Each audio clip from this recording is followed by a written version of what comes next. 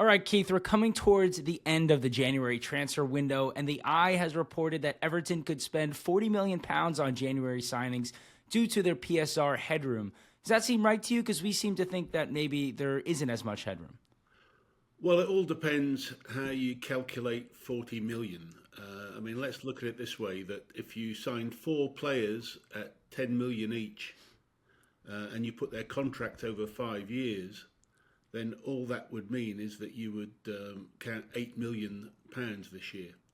So it depends how you use the 40 million. Is it the total of the contract or is it the amount spent this year? So I think Everton will have some headroom for PSR in this window. They've also got they also got things that they got to think about. Things like if there's naming rights coming in and they start getting paid for it ASAP, like at the end of this month. If that contract starts early before the stadium opens in August, then that could be one way that they could have some extra cash coming in as well. There's a couple of rumoured sales. There's one with Anthony Robinson, actually, where Everton still have a sell on that could produce about 2.5 million. Beto is still rumoured to be going, and that could still potentially throw up some, but I'm doubtful about that really giving any major headroom. But still, I think they'll find a way to probably get between 10 to 15 million of headroom. And as I say, if that's spent on this window and on this year, and depends on how the contracts are written, that could be enough to bring in the three or four players that Moyes has hinted at. It really all depends on how things are structured, which is why you're seeing things like these long contracts happening in other clubs. It could be one way around PSR, but I think that's inherently risky, and I don't think the Friedkins will go that route. And the Times reported that Everton fans fear share price has fallen dramatically since the takeover. Might expect the opposite. Do they have the right to be frustrated? Yeah, look, it is. An interesting issue, and I was a shareholder myself. I had to help the club a couple of years ago, and one of the conditions was that I had to sell my shares. Look, the real issue here is that often you have to dilute different groups in a takeover in order to produce more money coming into the club. And in this case, yes, the shareholders seem to have been diluted. Now, when I was a shareholder, there was only about 35,000, 36,000 shareholders. That went up to about 135,000, and now we're talking 1.6 million. And yes, it's absolutely right that the shares were trading fairly recently as high as about £3,500, and now they're probably going to be worth about £175, which is obviously a huge drop. And the thing is, though, you've got to think about this, that many of the fans don't look at this as a financial investment. They look at this as something they want to keep, frame the certificate above the fireplace, and they just want to be shareholders within Everton. There are limited shareholder benefits, but still it can help with tickets occasionally and things like that for cup finals, etc.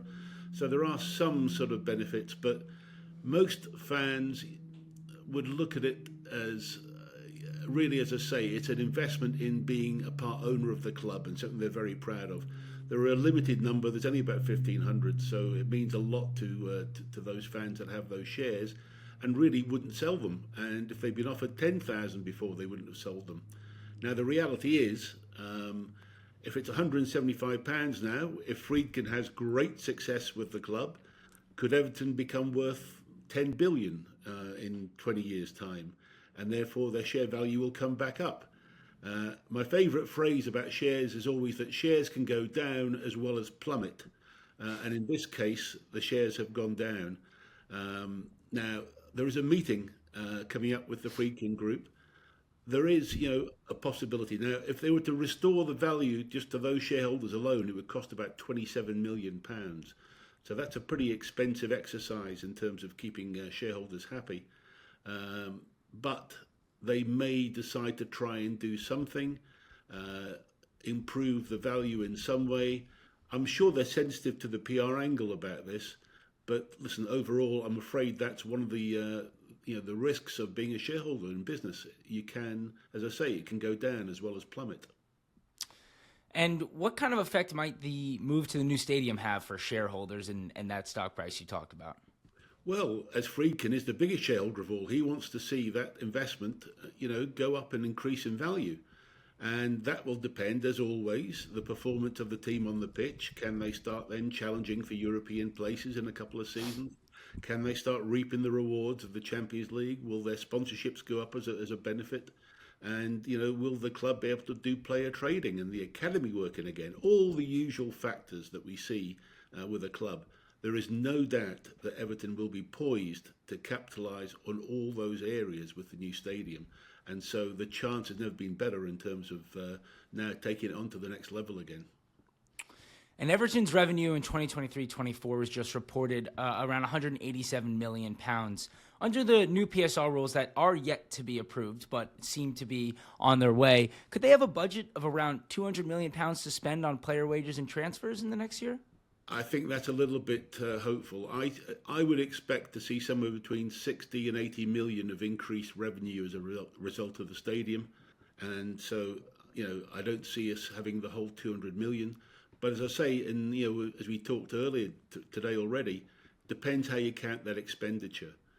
If you were to say, will we sign, 4 players of 50 million, that could be possible because it will be spread over a period of time of the contract. So it's always confusing for fans between the headline numbers of the total length of a contract and the transfer fee, as opposed to what the club is laying out each year as a result of the construction of the payments of the transfer fee and the wages, etc. as well. So there's no doubt they will have headroom like they haven't had for many, many years. And it will be up to, the new owners, the sporting director, whoever that may be at the time, and Mr. Moyes, if he's still there, to decide on how that is spent. And listen, Moyes' history has never been on splashing the cash in any way. When I worked with him, we did break the transfer record 3 times. But if I told you that the first time it was only a total of a £6 million transfer, that shows you, how small those sort of fees were in those days.